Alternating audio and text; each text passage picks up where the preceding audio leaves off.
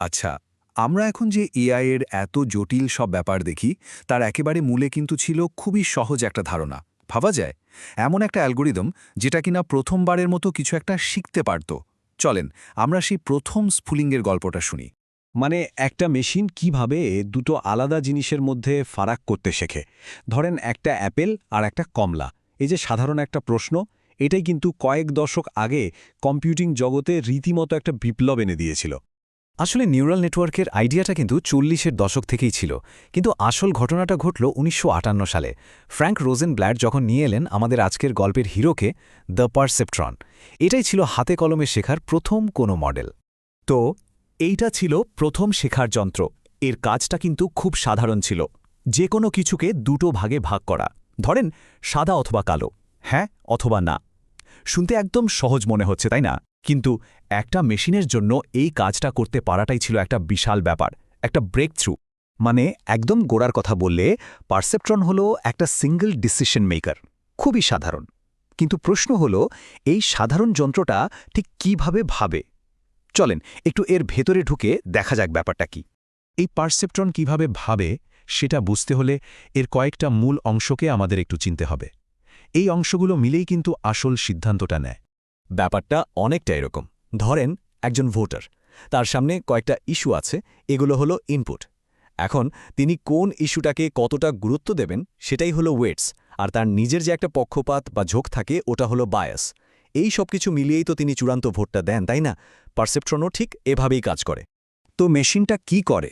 সে এই সব গুরুত্বপূর্ণ ইনপুটগুলোকে একসাথে করে একটা যোগফল বের করে। যদি যোগফলটা পজিটিভ হয় তাহলে সে বলে এটা গ্রুপ এ, আর যদি নেগেটিভ হয় তাহলে বলে এটা গ্রুপ বি। ব্যাস। আর এভাবেই ডেটার মাঝখানে একটা পরিষ্কার বিভাজনের রেখা তৈরি হয়ে যায়, যেটাকে বলে ডিসিশন বাউন্ডারি। এখন আসল প্রশ্নটা হলো, মেশিনটা বুঝবে কি করে যে এই লাইনটা ঠিক কোন জায়গায় টানতে হবে? এইখানেই তো আসল জাদুটা, মানে পারসেপট্রনের শেখার প্রক্রিয়াটা শুরু হয়। এর শেখার নিয়মটা কিন্তু দারুণ সোজা। প্রথমে একটা ডেটা দেখে, তারপর একটা আন্দাজ করে যে এটা কোন দলে পড়বে। এরপর আসল উত্তরের সাথে নিজের আন্দাজটা মিলিয়ে দেখে। আর যদি দেখে যে ভুল হয়েছে, তাহলে সাথে সাথে নিজের ওয়েটস বা গুরুত্ব দেওয়ার মাপকাঠিগুলোকে একটু এদিক ওদিক করে নেয়। ব্যাস, আবার চেষ্টা করে। একেবারে যাকে বলে ভুল করে শেখা। আর এই পদ্ধতির সবচেয়ে অবাক করা ব্যাপার কি ছিল জানেন? এর গ্যারান্টি। একটা ম্যাথমেটিক্যাল প্রুফ ছিল যে পারসেপট্রন সব সময় সঠিক সমাধান খুঁজে বের করবেই। তখন তো সবার মনে হচ্ছিল, আরে এটা একটা পারফেক্ট আনস্টপেবল লার্নিং মেশিন পেয়ে গেছি আমরা। যদি একটা সমাধান আদৌ থেকে থাকে। আর এই ছোট্ট যদিটাই ছিল এআই এর শুরুর দিকের ইতিহাসের সবচেয়ে বড় কিন্তু। মানে পারসেপশনের ওই যে গ্যারান্টির কথা বললাম, ওটা কিন্তু শুধু একটা খুব স্পেসিফিক কন্ডিশনেই কাজ করত। দেখেন, দুরকমের সমস্যা হয়।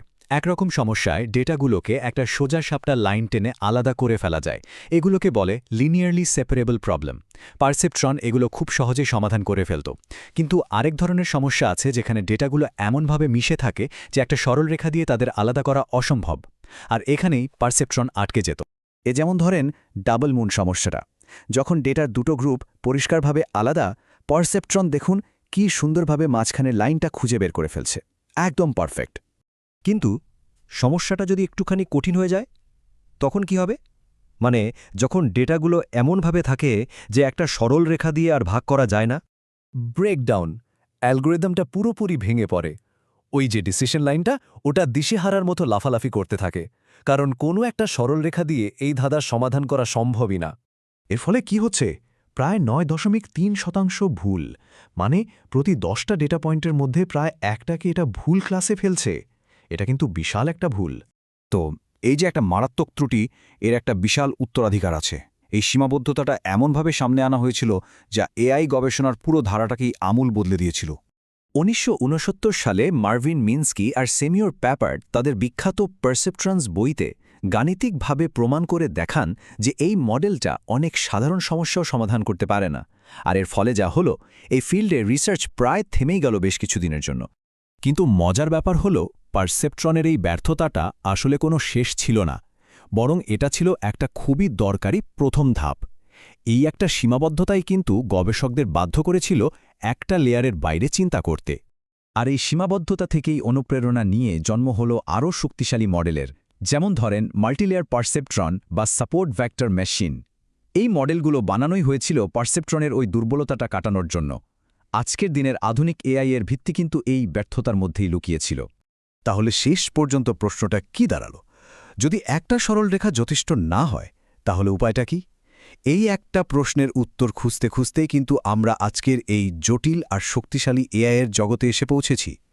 পারসেপট্রনের গল্পটা আসলেই यही দেখায় যে কখনো কখনো একটা বড় ব্যর্থতাই সবচেয়ে বড় সাফল্যের দরজা খুলে দেয়।